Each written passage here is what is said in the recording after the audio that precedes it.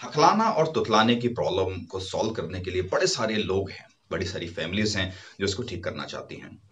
और आपने अगर आपने जानकार में कुछ ऐसे लोग देखे होंगे जिन्होंने अपनी स्पीच को बहुत बेहतर कर लिया होगा। और जैसे मैं भी आपको बताता रहता हूँ, बहुत सारे एग्जाम्पल्स हैं, आप इंटरनेट पे गूगल पे आप चेक कर सकते हैं कि काफी सारे लोगों ने अपनी स्पीच को बिल्कुल ठीक कर लिया, अपनी हकलाहट की प्रॉब्लम को सॉल्व कर लिया, अपनी तुतलाने की प्रॉब्लम को सॉल्व कर लिया। और जैसे मैंने आपको बताया है कि ये एक हैबिट है और इस वाली हैबिट को आपको हटाना है। लेकिन ये हैबिट जो है, जो आदत है, ये बहुत जिद्दी आदत है। और जैसे हमारा एक कॉन्शियस माइंड होता है और एक सबकॉन्शियस माइंड होता है। कॉन्शियस माइंड वो है कि जो हम लोग इस वक्त जो सोच रहे हैं, इस वक्त जो देख रहे हैं, मतलब कॉन्शियस हमारा कंट्रोल है उस चीज के ऊपर।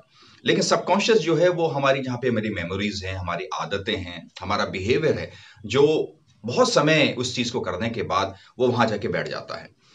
तो हमारा हकलाना और तुतलाना भी इसी तरीके से है, क्योंकि हमारी जीभ की जो प्रैक्टिस है या जो हमारी आदत है जीभ की या हमारे लिप्स की, उनकी कुछ एक स्पेसिफिक तरीके से हम लोगों को उसकी आदत पड़ चुकी है।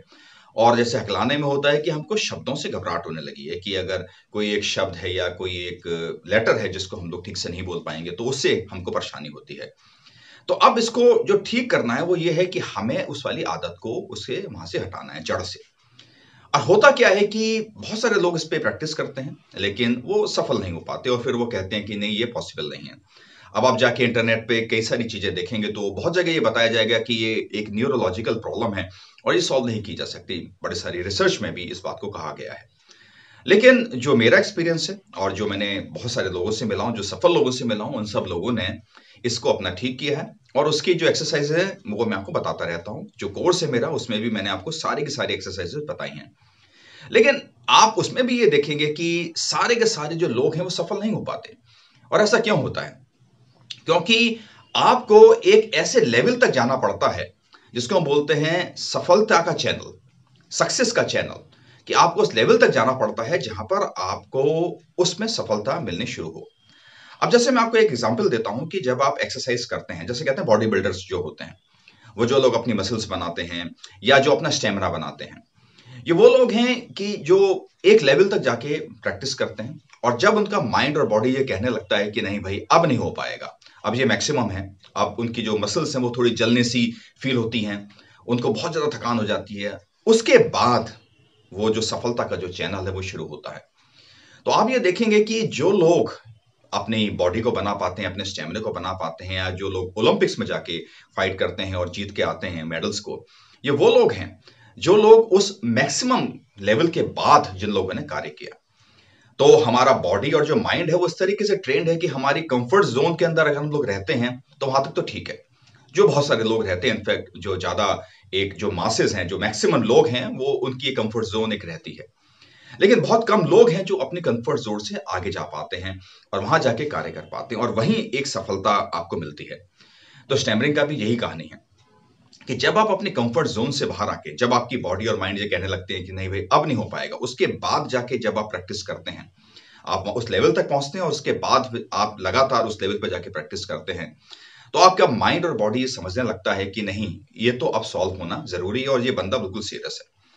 और इसलिए जो लोग हैं जो अपने आप को सफल कर पाते हैं अपनी स्पीकिंग में या अपनी हकलाट में या अपने तुतलाने को जो ठीक कर पाते हैं, ये वही लोग हैं जो लोग अपने मैक्सिमम लेवल तक जाके उसके आगे गए। और इसमें डिसिप्लिन की बहुत जरूरत है, इसमें सिंसेरिटी की बहुत जरूरत है। और ये जो है वो बहुत कम लोगों में मिलता है। और शायद लोगों को इसकी आदत पड़ चुकी हो, क्योंकि उन लोगों ने बहुत साल अपने जीवन को उसी तरीके से जिया है, अपनी स्टेबलिंग की प्रॉब्लम के साथ या तुतलाने की प्रॉब्लम के साथ। तो बहुत सारे लोगों को इसकी आदत हो गई है, तो वो उस लेवल पे जाके एफर्ट्स नहीं करना चाहते। लेकिन ये बात मैं आपको बता सकता हूं कि जिन लोगों ने भी अपने आप को ठीक किया है, उसने उन लेवल पे जाके, उस लेवल को क्रॉस करके और वहां जाके जो अपनी कंफर्ट जोन से बाहर जाके, जो उनकी माइंड और बॉडी जो उनको बता रही थी कि यहां तक अब मैक्सिमम है, और उसके बाद जाके जब उन लोगों ने इस पे कार्य किया है, तब जाके उनको वो सफलता मिली है। अब आप कोई एग्जाम या कॉम्पिटेटिव एग्जाम की तैयारी करते हैं तो जहां आपको लगता है मैक्सिमम हो गया, उसके बाद बहुत सारी जगह होती है। जैसे मैं आपको बताता हूं कि कमांडो ट्रेनिंग में ये बताया जाता है कि जब आप मैक्सिमम लेवल तक पहुंचते हैं, जब आपकी माइंड और बॉडी आपको बताते हैं, वो खाली 40% होता है, 60% बाकी होता है।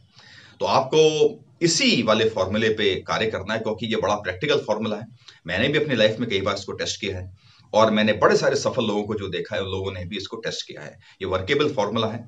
तो आपको जब ये लगे कि आपने मैक्सिमम कर लिया, उसके बाद जब आप कार्य करना शुरू करते हैं, तो आपकी माइंड और बॉडी भी समझ जाती है कि ये कार्य को होना ज़रूरी है। और तब आपका जो सबकॉन्शियस है, वहाँ से आप उस वाली आदत को निकाल सकते हैं।